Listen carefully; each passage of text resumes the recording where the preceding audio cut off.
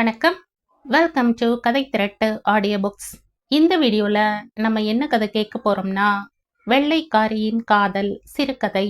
நம்ம சேனலை இதுவரைக்கும் சப்ஸ்கிரைப் பண்ணாதவங்க சப்ஸ்கிரைப் பண்ணுங்க. பக்கத்தில் இருக்கிற பெல் ஐகானை கிளிக் பண்ணி ஆல்ங்கிற ஆப்ஷனை ப்ரெஸ் பண்ணுங்க. ஸோ தட் நான் போடுற கதைகளை உடனுக்குடனே நீங்க கேட்கலாம். வாங்க கதைக்குள்ள போகலாம். நினைக்க நினைக்க ரேவதிக்கு ஆறவே இல்லை. அருவருப்பாகவும் ஆத்திரமாகவும் இருந்தது. இப்படியும் ஒரு தகப்பன் சொல்வாரா எனும் வியப்பும் அவளுள் மேலிட்டது. கற்பனை கதையில் படித்தால் கூட அருவருப்பு அடைய வைக்கிற விஷயம். தனக்கு முன்னால் கால் மேல் கால் போட்டு ஒரு பேரரசனுக்குரிய தோரணையுடன் அமர்ந்திருந்த அந்த பெரிய மனிதரை ஒரு சாக்கடை புழுவை பார்ப்பவள் போன்று அவள் பார்த்தாள். அவளது பார்வையில் இருந்து சிந்திய ஊதாசீனம் அந்த பெரிய மனிதரை அயர்த்தியது. அந்த அறையில் நிலவிய மௌனத்தை கலைக்க அவர்தான் முன்வர வேண்டியதாயிற்று. என்னம்மா, ஒண்ணுமே சொல்லாம உட்கார்ந்துட்டு இருக்க? எனக்கு நேரம் ஆகுது. இப்பவே பதில் சொல்ல முடியாட்டியும் பரவாயில்ல, உனக்கு 2 நாள் அவகாசம் தரேன். இன்னைக்கு வெள்ளிக்கிழமையா? நீ திங்கள் கிழமை உன்னோட சம்மதத்தை தெரிவிச்சா போதும். ரேவதியின் இதழ் கடையில் முதலாய் ஒரு புன் சிரிப்பு தோன்றியது. என்னது, சம்மதமா? சரியா போச்சு. அது நீங்க சொல்ற ஏற்பாட்டுக்கு ஒரு காலும் எங்கிட்ட இருந்து பெயராது. அடுத்த வினாடியே அவள் தன் கை பையுடன் எழுந்து கொண்டாள். நாற்காலியை அவள் ஓசையுடன் பின்னுக்கு தள்ளிய முறையில் அவளது ஆத்திரம் துல்லியமாக வெளிப்பட்டது. ரங்கதுரையின் மீசை துடித்தது. தம்முள் கொப்பளித்த சினத்தை அடக்கி கொண்டார். மெதுவாமா, மெதுவா, நாக்காளி உடஞ்சிட போகுது. அதோட விலை தெரியுமா உனக்கு? உனக்கு எங்க தெரிய போகுது? 5000மா, 5000. வெறும் 500 ரூபா பொருள் இல்ல என்று அவர் நக்கலாய் கூறிய துணியில் அவரது பணத்திமிர் வெளிப்பட்டதாய் அவளுக்கு தோன்றியது.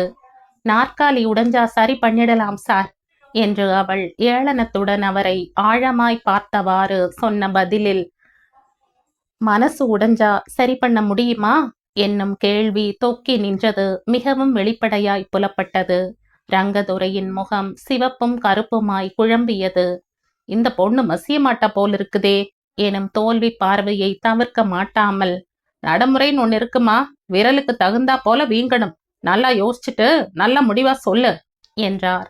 உங்களுக்கு நல்லதா தோன்ற முடிவை எனக்கு நல்லா தோணலையே சார். இனிமே உங்க மகனோட பேசிக்கங்க. அவர் உங்க யோசனையை ஏத்துக்கிட மாட்டாரு. அப்படி ஏத்துக்கிட்டாருன்னா நான் அவரோட வாழ்க்கையிலிருந்தே முச்சூடா விலகிக்குவனே தவிர நீங்க சொல்ற அந்த 2வது இடத்தை ஒரு காலம் ஏத்துக்க மாட்டேன். கொஞ்சமும் அஞ்சாத குரலில் அழுத்தம் திருத்தமாய் இப்படி அறிவித்துவிட்டு ரேவதி கதவை தள்ளி திறந்து கொண்டு வெளியேறினாள். இந்த காலத்து பொண்ணுங்க ரொம்பவே தைரியசாலிகளா இருக்காங்க.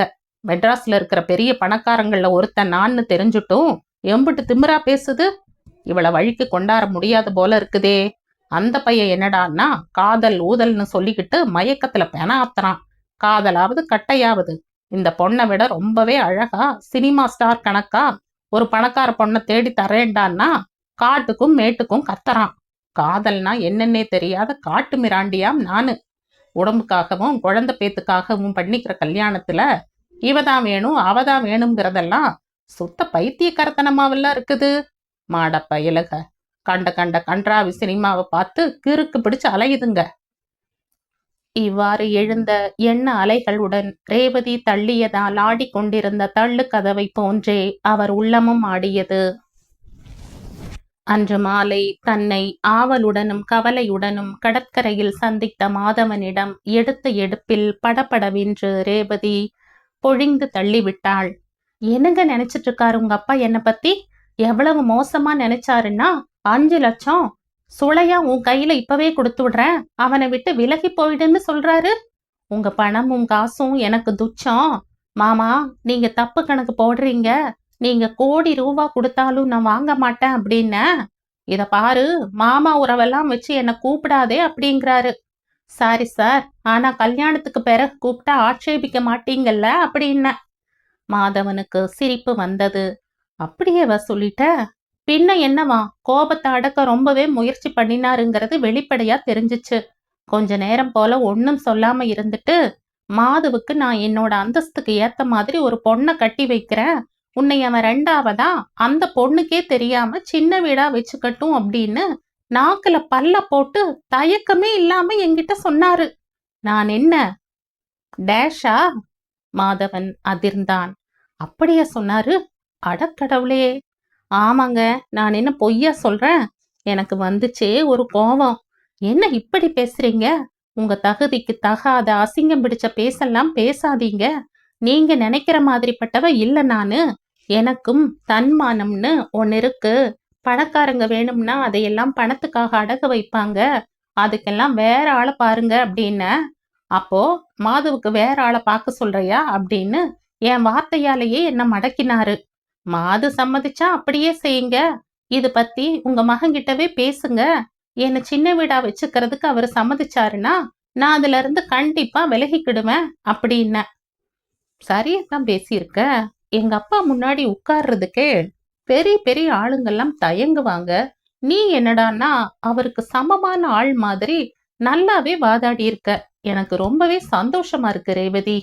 அது கிடக்கட்டும், உங்க அப்பா சொன்னாரே எனக்கு 2வது இடம் தர்றதா, உங்க அப்பா உங்ககிட்ட அதை பத்தி பேசியிருக்காரா? இல்ல, திடீர்னு அப்படி ஒரு யோசனையை உங்ககிட்ட சொல்லி பார்க்கணும்னு அவருக்கு தோணி இருக்கலாம். அல்லது என்கிட்ட அப்படி சொல்ல அவருக்கு தயக்கமா இருந்திருக்கலாம்.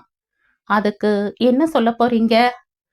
நீ சம்மதிச்சா 1க்கு 2ஆ வச்சுக்கலாம்னு தான் தோணுது என்று விளையாட்டை சொன்ன மாதவன் கண்களை சிமிட்டினான்.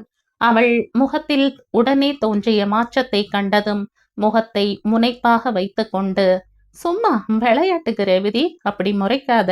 அது மாதிரி யோசனையே அருவருப்பா இருக்கு. நீ சம்மதிச்சா கூட நான் அதுக்கு சம்மதிக்க முடியாது என்றான்.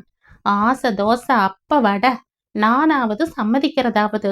சரி, அப்ப உங்க அப்பா இன்னைக்கு உங்ககிட்ட கண்டிப்பா அதை பத்தி பேசுவாருன்னு நினைக்கிற. என்ன சொல்ல போறீங்க?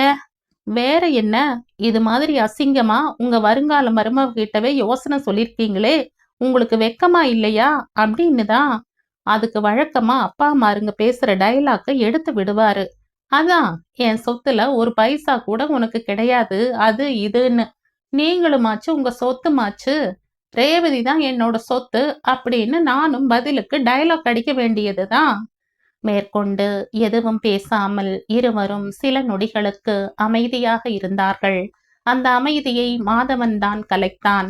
இது மாதிரியான சிக்கலே இல்லாம அப்பா தன்னோட மனசு மாறி அவராகவே நம்ம கல்யாணத்தை நடத்தி வச்சாருன்னா ரொம்ப நல்லா இருக்கும். மந்திரத்துல மாங்காய் விழற மாதிரி நம்ப முடியாத அதிசயம் ஏதாவது நடந்து அவர் மனசு அதனால மாறினாத்தான் உண்டு. இல்லாட்டி அவரை பகைச்சுக்கிட்டு நாமே நம்ம கல்யாணத்தை நடத்திக்க வேண்டியதுதான். அவசரப்பட்டு அப்படியெல்லாம் செய்யக்கூடாதுங்க. அவர் மனசு மாற வரைக்கும் நாம காத்துக்கிட்டு இருக்கலாமே. மாதவன் சிரித்தான். அப்படியெல்லாம் எங்க அப்பா மனச மாத்த முடியாது ரேவதி. அது கல்லு. பணம் 1க்கு மட்டும்தான் அது மசியும். பேசாம நம்ம வேலையை நாமே பார்த்துக்க வேண்டியதுதான். பின்னாடி அவரா யோசிச்சு மனசு மாறினாத்தான் உண்டு. மேலும் சிறிது நேரம் தங்கள் பிரச்சனை பற்றி பேசிக் கொண்டிருந்த பின் இருவரும் தத்தம் வீடு நோக்கி சென்றார்கள். தொலைபேசி மணி அடித்ததும் ரங்கதுரை ஆவலோடு ஒலி வாங்கியை எடுத்து பேசினார். அப்பா, நான் வினோதா பேசுறேன்ப்பா. அம்மாடி, என்ன இந்த நேரத்துல? ஏன் குரல் ஒரு மாதிரி இருக்கு? அழுத மாதிரி இருக்கே. ஆமாப்பா, அழுகையை அடக்கிட்டு உங்களோட பேச போறேன். அமெரிக்காவுல இப்ப பாதி ராத்திரி வேலையானாலும் நான் பேசிட்டாப்பா ஆகணும். அம்மாடி, அப்படி என்னதான் சொல்ல போற? மருமக பிள்ளை சுகமா? அவருக்கு என்ன கேடு? நல்லாத்தான் இருக்காரு. அவருதான் இப்ப பிரச்சனையே. அம்மாடி, என்ன சொல்ற? விளக்கமாத்தான் சொல்ல, எனக்கு வயித்த கலக்குது. அவரு சின்ன வீடு செட்டப் பண்ண போறாராம்ப்பா. அவரோட கம்பெனியில வேலை செய்யற ஒரு வெள்ளைக்காரியோட கொஞ்சம் கூட மான வெக்கமோ மனசாட்சியோ இல்லாம நேத்து என்கிட்ட சொல்றாருப்பா. நான் அழுது மாஞ்சிட்டேன். நான் உன்னை ஒன்னும் கைவிட்டுட போறது இல்லையே, அப்புறம் எதுக்கு இந்த நீலி அழுக அப்படிங்கிறாருப்பா. இதுக்கு மேல நான் அந்த வீட்டுல ஒரு நாள் கூட இருக்க முடியாது. நான் இன்னும் 2-3 நாள்ல கிளம்பி வந்துடுறதா இருக்கேன். மருமக பிள்ளை இப்ப நைட் டியூட்டியில இருக்காராமா? ஆமாப்பா, நைட் டியூட்டின்னு சொல்லிட்டு அந்த வெள்ளைக்காரியோட கொட்டம் அடிச்சிட்டு இருக்காரோ என்னமோ, யார் கண்டா? என்னம்மா அது, இப்படி ஒரு கல்லை தூக்கி போடுற? கொஞ்சம் பேசி பாருமா.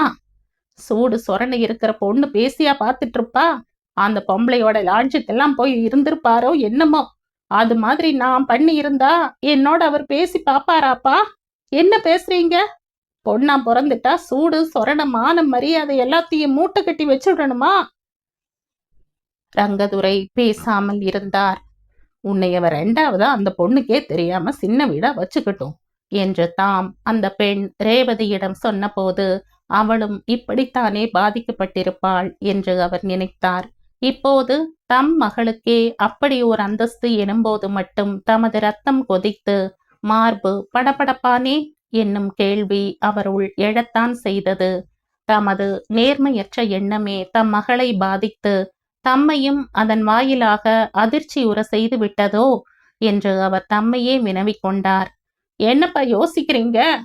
அவசரப்பட்டு எதுவும் செய்திடாதம்மா. நான் நாளைக்கு மருமக பிள்ளைகிட்ட கேட்கறேன். அவர் உங்க பேச்ச கேட்பாருன்னு நினைக்கிறீங்க? அப்படியே அவர் கேட்கறதா சொன்னாலும் அதுல உண்மை இருக்குமாப்பா? உண்மை உள்ளவங்க முதல்ல இப்படி அசிங்கமா நடப்பாங்களாப்பா? உங்ககிட்ட ஒழுங்கா நடந்துக்கிறதா சொல்லிட்டு அவர் தப்பான வாழ்க்கையை தொடர மாட்டாங்கிறது என்ன நிச்சயம்? எதுக்கும் கொஞ்சம் பொறுமையா பா.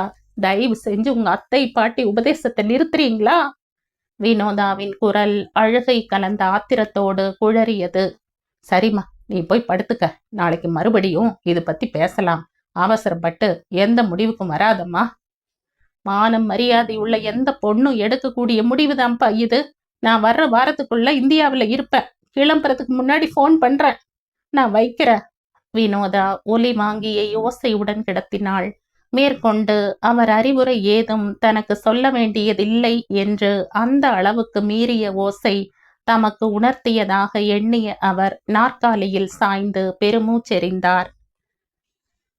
மகளின் தற்போதைய நிலைக்கு மகனின் காதலியிடம் தாம் காட்டிய வாய் கொழுப்பே காரணம் என்று நினைக்க தலைப்பட்ட அவர் தமது முடிவை மறுபரிசீலனை செய்யும் நிலைக்கு தள்ளப்பட்டார். ஒருவேளை என்னோட முடிவை மாதவனுக்கும் அந்த பொண்ணு ரேவதிக்கும் சாதகமா நான் மாத்திட்டா கடவுள் வினோதாவுக்கு ஒரு நல்ல வழியை காட்டுவாரோ? மருமகனும் தப்பை உணர்ந்து திருந்திடுவானோ என்றெல்லாம் அவர் உள் எண்ணங்கள் கிளர்ந்தன. தாம் உடனடியாக நேர்மையான முறையில் எடுக்கும் முடிவு தம் மருமக பிள்ளையின் முடிவை மாற்றும் என்று அவருக்கு தோன்றத் தொடங்கிவிட்டது. அவர் உடனேயே மாதவனை தொலைபேசியில் கூப்பிட்டார். அப்பா பேசுற மாது, நீ உன் விருப்பப்படி அந்த பொண்ணு ரேவதியையே கல்யாணம் பண்ணிக்க. நேத்து நான் சொன்னது எல்லாம் மனசுல வச்சுக்க வேணாம்னு அந்த பொண்ணுகிட்ட சொல்லிடு. என்னப்பா? என்னப்பா திடீர்னு? நேத்து ராத்திரி கூட ஆச்சா போச்சான்னு என்கிட்ட கூப்பாட போட்டீங்க. அதை பத்தி இப்ப என்னடா? இந்த நிமிஷம் நான் சொல்றதை எடுத்துக்க. பழசையெல்லாம் கிளறாத. அந்த பொண்ணுகிட்ட உடனே பேசு. என்னப்பா இது? உலகமாக அதிசயமா இருக்கே. உங்க கனவுல என்னோட அம்மா கிம்மா வந்து எனக்கு பறிஞ்சு பேசினாங்களா? அப்படித்தான் வச்சுக்கைய. இப்ப என்ன? சரி, அந்த பொண்ணுகிட்ட பேசிட்டு எனக்கு சொல்லு. சரிப்பா. மாதவன் கணமும் தாமதியாமல் ரேவதியோடு தொலை பேசினான். ரேவதி, மாது பேசுறேன். என்ன குரல்ல ஒரே உற்சாகம் பெருக்கெடுத்து ஓடுது? உன்னோட ட்ரிக் உடனேயே பலிச்சிடுச்சு. ரேவதி, பாவம் என் தங்க புருஷன் தசரதன். அவனுக்கும் வினோதாவுக்கும் உடனே போன் பண்ணி விஷயத்த சொல்லணும்.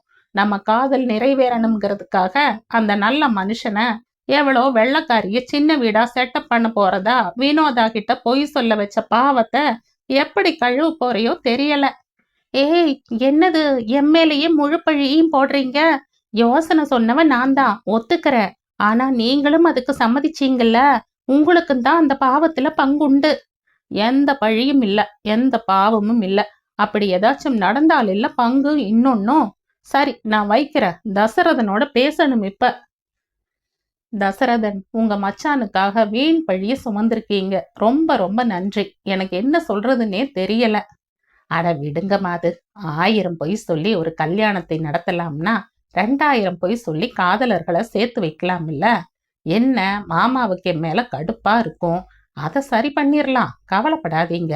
வினோதா பக்கத்துல தானே இருக்கு, பேசுங்க.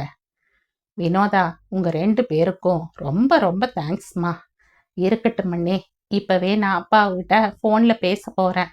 இவர் மனசு மாறி அந்த எண்ணம் தப்புன்னு உணர்ந்து அதை கை விட்டுட்டதா சொல்லிடுறேன். இப்போதைக்கு நான் இந்தியாவுக்கு வர போறது இல்லைன்னு சொல்லிடுறேன். அந்த வெள்ளக்கார பொண்ணு லண்டனுக்கு போயிட்டதாகவும் புருடா விடுறேன். சரியா? ரொம்ப ரொம்ப சரிம்மா என்றான் மாதவன் வாயெல்லாம் பல்லாக. அம்மாடி சொல்லு.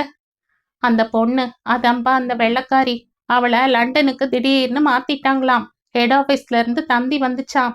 தவிர இவரும் தன்னோட தப்பை உணர்ந்துட்டாருப்பா. அதனால நான் அடுத்த வாரத்துக்குள்ள இந்தியாவுல இருக்க மாட்டேன். நாங்க 2 பேரும் டிஸ்னிலாண்டுக்கு சுற்றுலா போறோம்ப்பா. அம்மாடி, இப்பதாம்மா எனக்கு நிம்மதியா இருக்கு. அப்புறம் இன்னொரு விஷயம். சொல்லுங்கப்பா. உங்க வீட்டுக்காரர் பத்தின அந்த கசப்பான விஷயம் உங்க அண்ணனுக்கெல்லாம் தெரிய வேணாம். சொல்லுவேனாப்பா, சொன்னா எனக்கு தானே அசிங்கம் என்ற வினோதா சிரிப்பை அடக்கிக் கொண்டாள்.